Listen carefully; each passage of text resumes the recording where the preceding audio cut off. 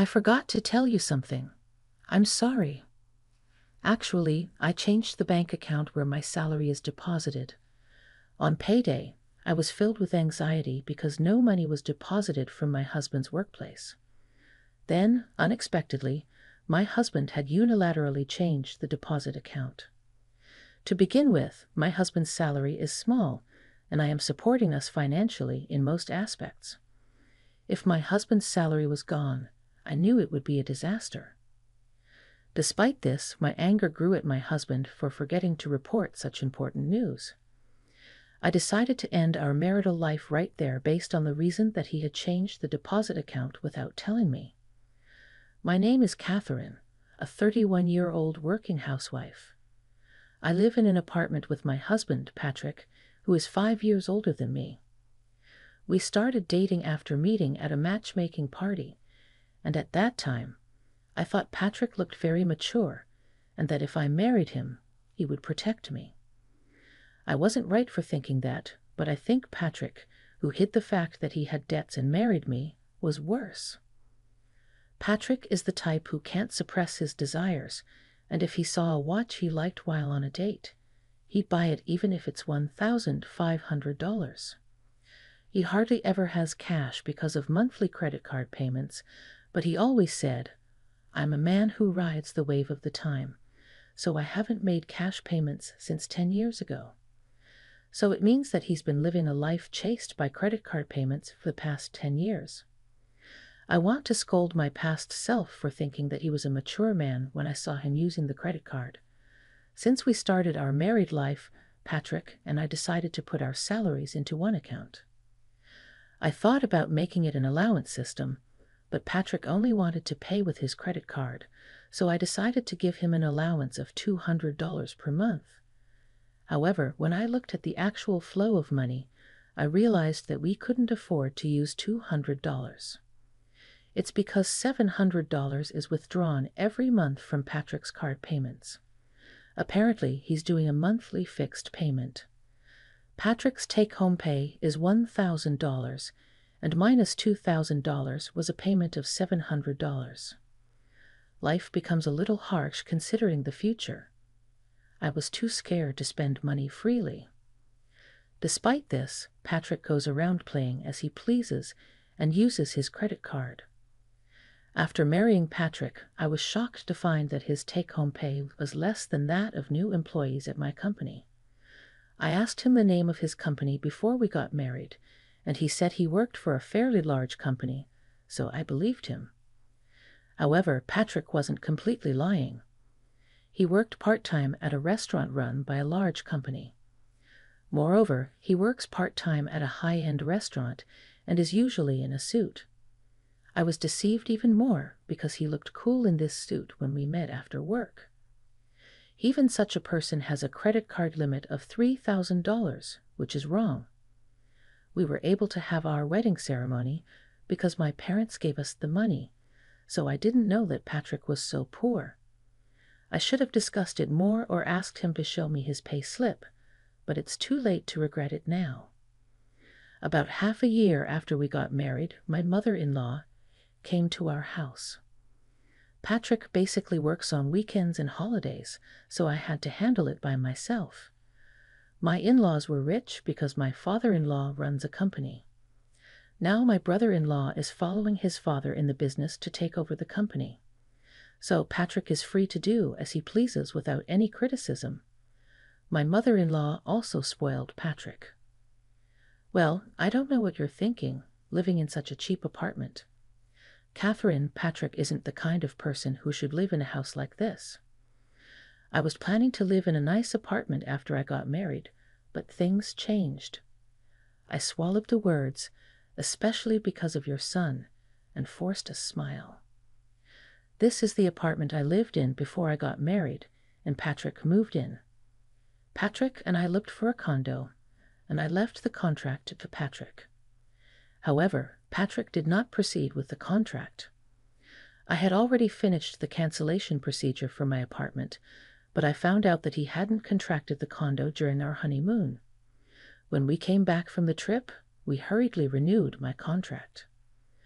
The main reason Patrick didn't proceed with the contract was due to financial reasons, so there's no reason for my mother-in-law to complain about us living in this apartment.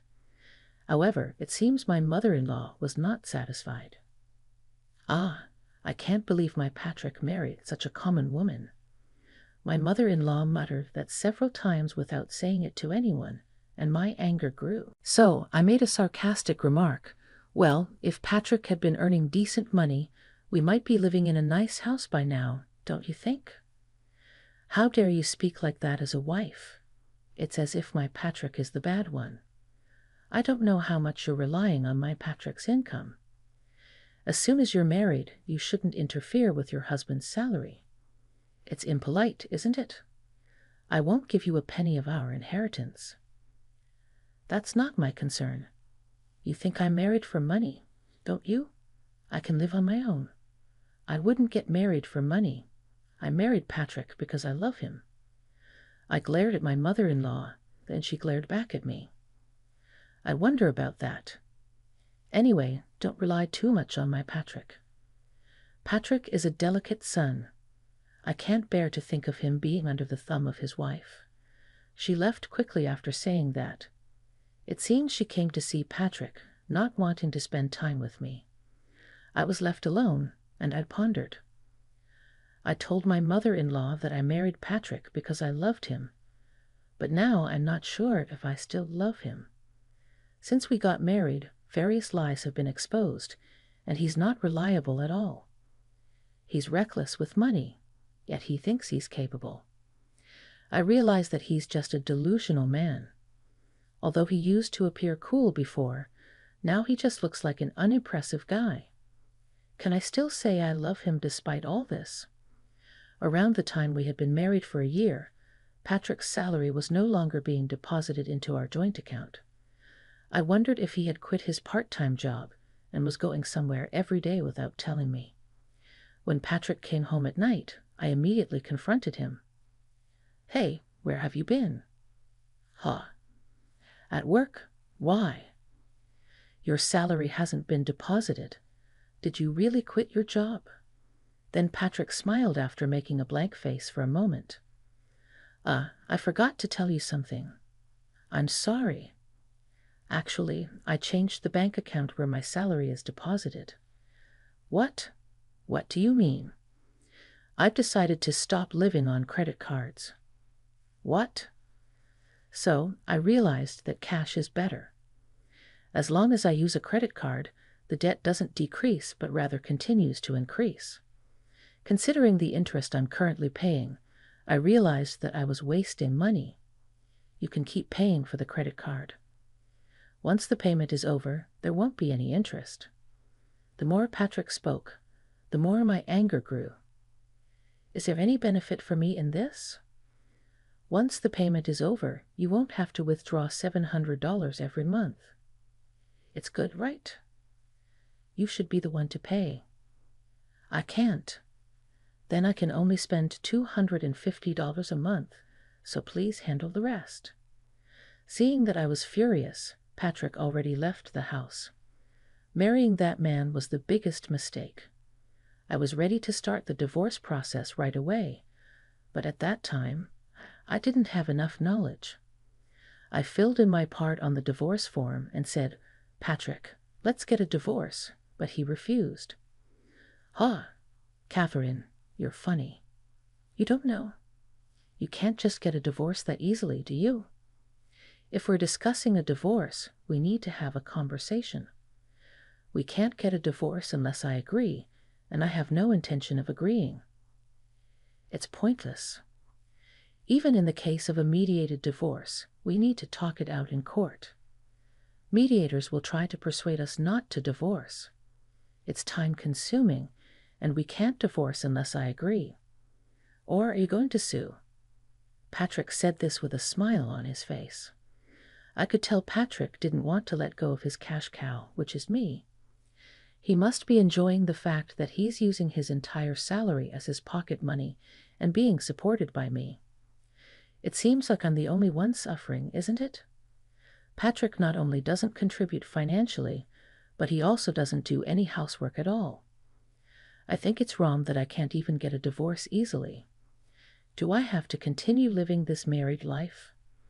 While feeling such despair, I lived a life balancing household chores and work. I wonder how much I haven't been spending on myself anymore. Before getting married, I had many hobbies and lived happily. Will I continue to be exploited by Patrick? Just looking at Patrick's carefree, worry-free smiling face gives me the creeps. I tried to keep my distance from him as much as possible because I didn't want to see his face. 6 months after my first divorce proposal, my mother-in-law came again. That day was a weekend, but due to shift scheduling, Patrick was home. I was working from home and was a little busy. I thought I'd greet her briefly and then continue my work if she came just to see Patrick. However, when I showed my face to greet her, my mother-in-law suddenly pointed at me and started yelling. "What do you think you're doing to my Patrick?" What are you talking about? You are treating him coldly because his earnings are low, aren't you? My son earns $2,500 a month, yet you only have about $1,500. Why are you blaming Patrick? When I stared at Patrick, he was sweating and his eyes were darting around. It seems he told various lies when he was grumbling to his mother, just like he lied to me before we got married. He now seems to be deceiving his mother. My mother-in-law kept complaining to me, trying hard to protect Patrick. To begin with, your job isn't a big deal, is it? Despite that, you don't give Patrick any pocket money, and I heard you're living a luxury life alone. A luxury life. When I looked at Patrick again, he put his index finger over his mouth, indicating not to say anything. It seems like he is flustered and teary-eyed, likely due to being in a state of agitation.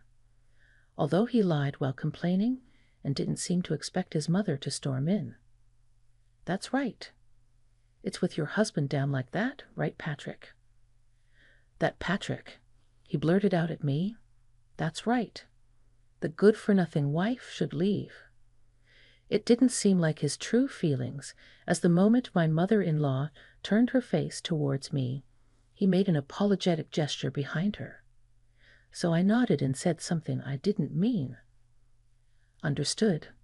I will leave. A woman like me was too good for Patrick. I'm sorry.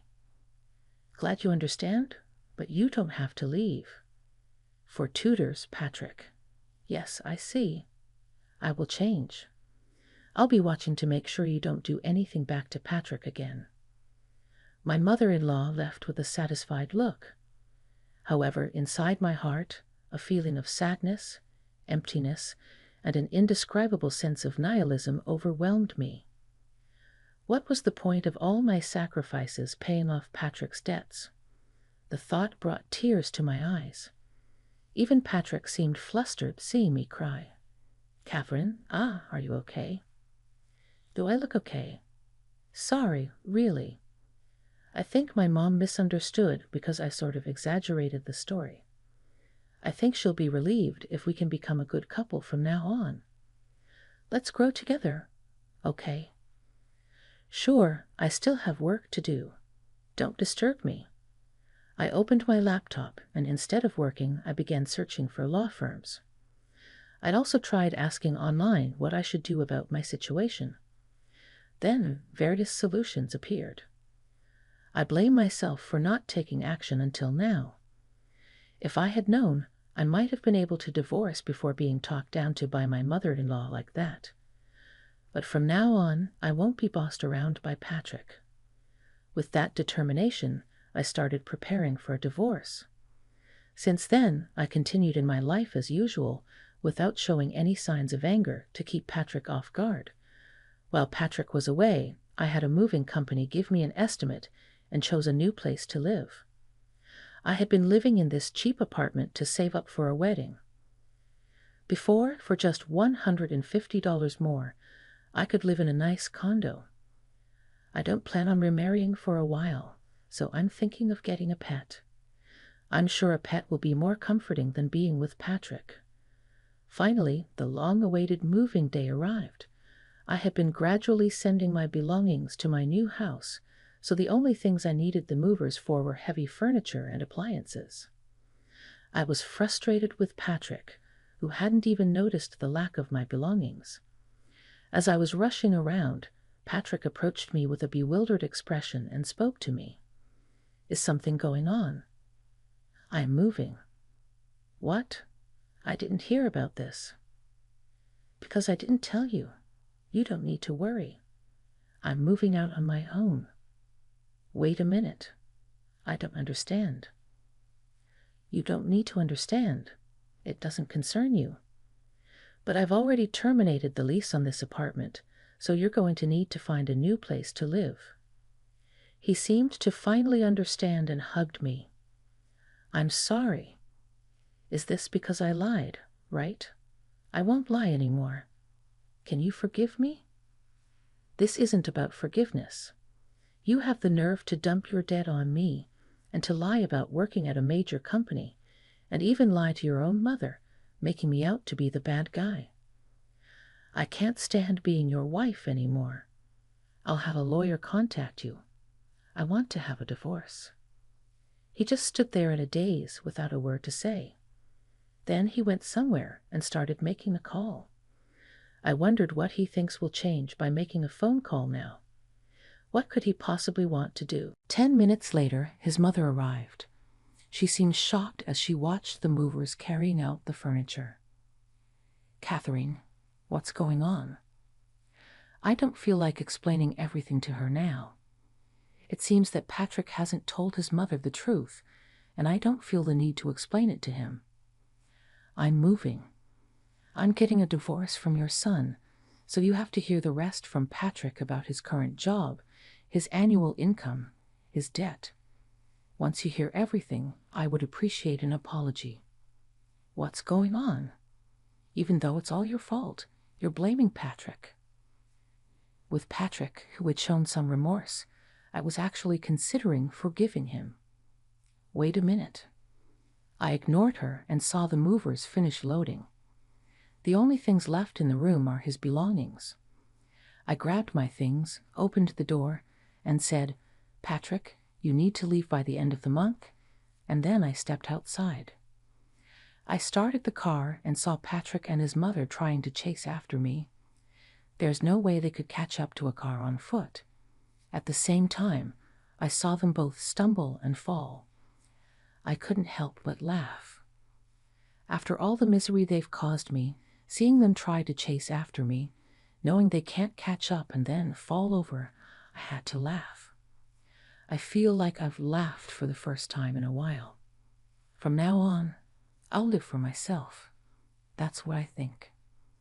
Later, it seems that Patrick did explain everything to his mother as she called to apologize. "I'm truly sorry. It's because I didn't listen to your side of the story. Could you please tell me your address?" "No, I don't want you to know where I live." "I don't think it's all your fault. I also think that I should have told you the truth sooner. If you had told me sooner, you might not have had to do worse. I didn't tell you because I didn't think you would side with me. The best you could do was call him a little and try to make us reconcile, right?" Then her attitude changed, and she snapped back, "What? Just because I'm being submissive, you're getting cocky. Don't get carried away. Let's say, what was the purpose of calling me if you're just going to deflect and shift blame? Then there's no need for further discussion. Well then, goodbye." I hung up and blocked her number. After that, I contacted a lawyer and was able to get a divorce smoothly. As soon as I presented evidence that Patrick could not only fail to contribute to the household expenses, but also made me responsible for credit card payments, the divorce was quickly finalized with my husband being found at fault. In consideration of the burden I had shouldered all along, it was decided that there would be no division of assets, and I would receive everything. Patrick should have been able to receive his share of the assets. However, it seems that his father, who I had never been involved with before, was furious with his son. He ordered that everything be handed over to me as compensation for the trouble caused. Aside from that, my father-in-law also reimbursed me for the amount I had paid on Patrick's behalf. I never thought I'd get it back because the couple's property became common property, even if I paid for it. I can only appreciate the kindness of my father-in-law. And it seems that my mother-in-law also faced the wrath of my father-in-law. She has always favored and spoiled Patrick. It seems she was told to live with Patrick alone, and they started living together in a rundown apartment, like the one I used to live in. Finally, she seemed to understand my stress, and the next time she called me from a public phone, she apologized while crying. I won't forgive her for this, but I want her to taste the pain of living with Patrick for a while. Master Patrick, it seems that he exceeded his card limit, and his mother issued a card ban. His salary is also managed by his mother, and his allowance has been reduced to $70 per month.